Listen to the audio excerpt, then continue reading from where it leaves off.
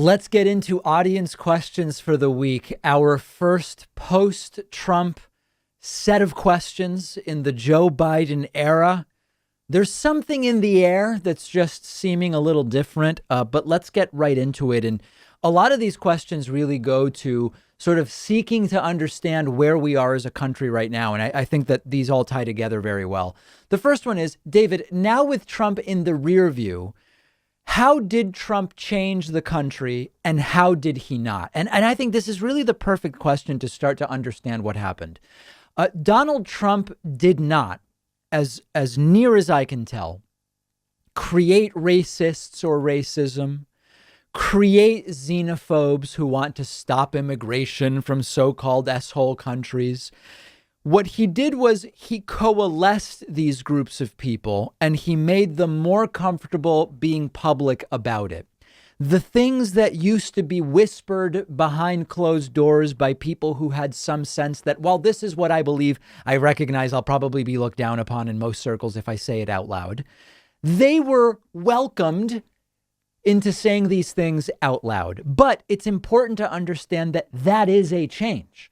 Not creating racism may be an area where there was not a change under Trump, but the racism being more open is a change under Donald Trump. And along those lines, the changes we really saw under Trump include, of course, degrading the public discourse, degrading what counts as acceptable political debate and what counts as acceptable in a political campaign in terms of particular types of insults, not only about your political opponents, but, ridiculing disabilities, ridiculing deceased members of the military. There was nothing beyond the pale.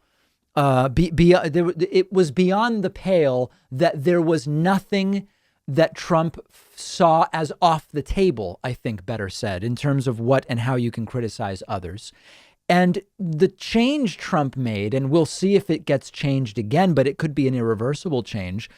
Trump removed whatever was left of the idea of American exceptionalism. We really sucked during the last 4 years in ways that many Americans, wrongly, but many Americans previously thought would only happen in other countries or only happened in other countries. And it turns out that what we learned is that the United States is just like any other place.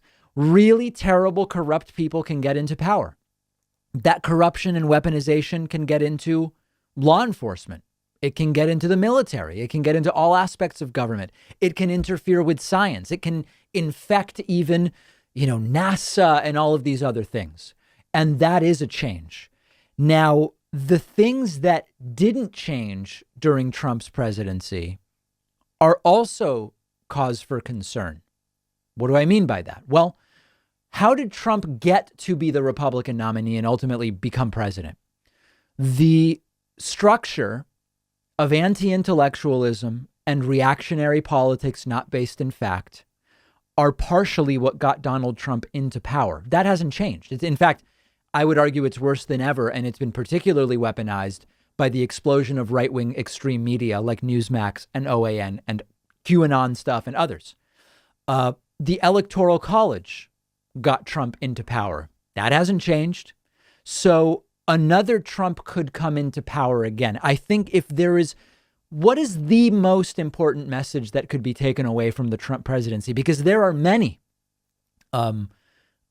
Checks and balances aren't nearly as robust as we thought they were when you have a madman in the White House. We have all these different takeaways.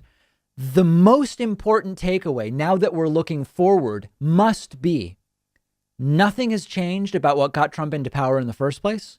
If anything, it's worse, as we saw by 75 million people voting for Trump in November.